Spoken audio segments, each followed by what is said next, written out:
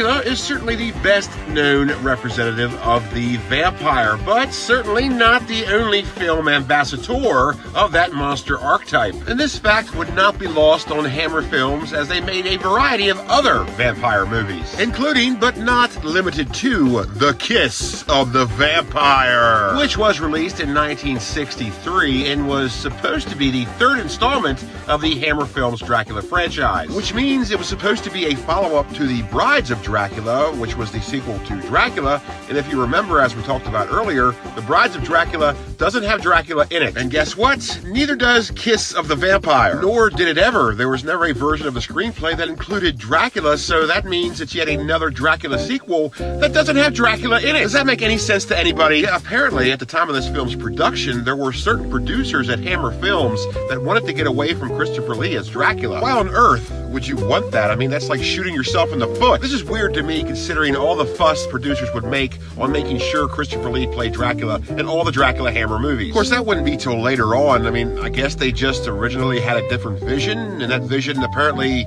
meant making Dracula movies that didn't have Dracula in them. Call me old-fashioned, but to me, if you're gonna make a Dracula movie, you might want to have Dracula in it. So hearts and minds were changed, and compromises were made, and Kiss of the Vampire became its own little movie, which was still a bit of a follow-up to The Brides of Dracula. So it still ended up being a sequel to a sequel. So there, everybody's happy, I guess. So this is obviously comparable to The Brides of Dracula, as it's supposed to be, considering it's like a little sequel to it. And like The Brides of Dracula, this would also only get one VHS distribution, which wouldn't be until 1995 by MCA Universal Home Video, as part of a collection that a lot of people forget about, and one that I didn't even know they had. Yeah, MCA Universal Home Video had their own little Hammer horror collection.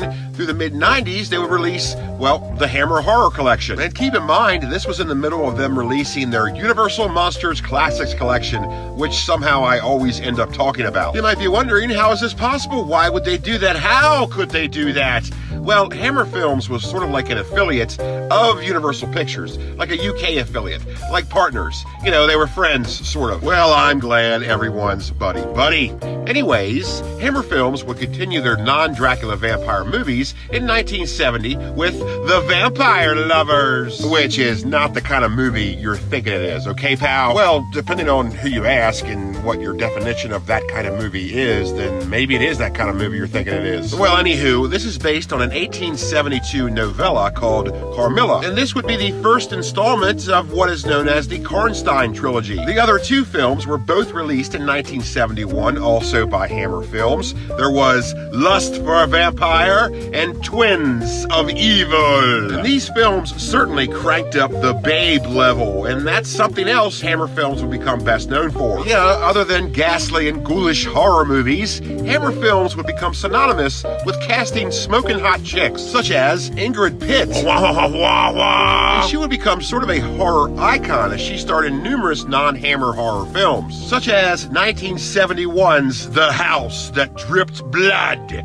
which also starred Christopher Lee and Peter Cushing. Anyways, all three of the films in the Karnstein trilogy were released on VHS with varying degrees of frequency, and their distributors are all over the map. The Vampire Lovers was first released in 1985 by Embassy Home Entertainment. They would release it again in 1988 in packaging that somehow looks older than the 85 distribution, but after that, Orion Home Video would pick up the distribution rights and release it in 1993 with cover art that looks like it should be on the side of a haunted house that's in a traveling carnival. And then later on down the road, MGM Home Entertainment would pick up the distribution rights and release it in the year 2000 as part of their Midnight movie series. Lust for a Vampire wouldn't have as sturgeon of a history on VHS, as it was only released twice. It was first released by Thorn EMI Home Video, and being the cheeky, non-dating bastards that they were, I don't know what year. I don't know, probably 85 if I had to guess, and obviously I do have to guess. It would then be released again in 1993 by Republic Pictures Home Video. Twins of Evil was first released on VHS in 1985 by Vid America Incorporated,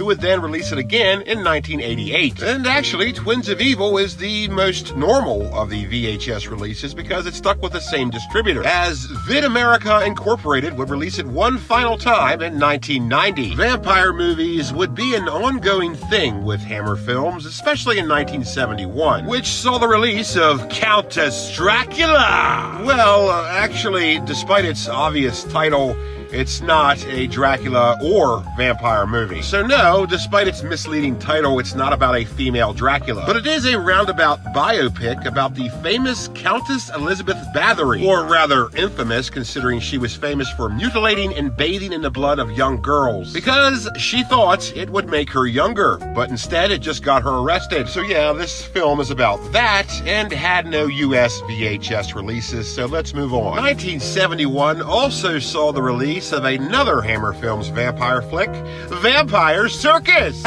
which is exactly what it sounds like it is, a circus that has vampires. And like Countess Dracula, this did not get a US VHS release, so we're gonna move on. Another vampire movie in the Hammer library, well, I guess it's not really a vampire movie as it is a vampire hunter movie. Does that count? Well, I guess it does, with Captain Kronos, Vampire Hunter, which was released in 1974, and I don't really know if you can consider this a horror movie.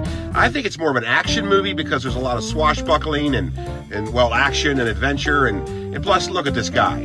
This is a guy that's got it all figured out. And in a world of Blades and Van Helsings and Vampire Hunter D's, Captain Kronos is sort of forgotten about as a vampire hunter. But he existed, and he also existed on US VHS releases. And Paramount Home Video would take the reins on this one. They would first release it in 1985, and then continue to release it all through the 90s up until 1999. And in doing what Paramount Home Video does best, they would keep the same sleeve, but use different tapes, which makes it rather hard to collect the one you want. You could get one thinking it's the original 1985 one, only to find out it's from 97. Thanks. 1974 would also see the release of The Legend of the Seven Golden Vampires. This film does include a non-Christopher Lee Dracula, but only for a short amount of time. In fact, when this film was first released, there was a version that did not include Dracula at all.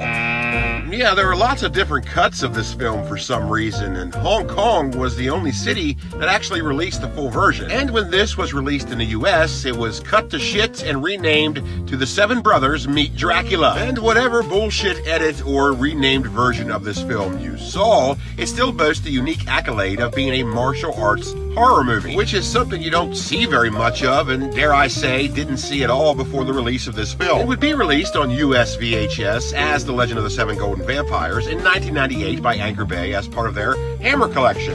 Watch the full episode here, as well as other classic Cat Nanos VHS pirate ship adventures, and please hit subscribe.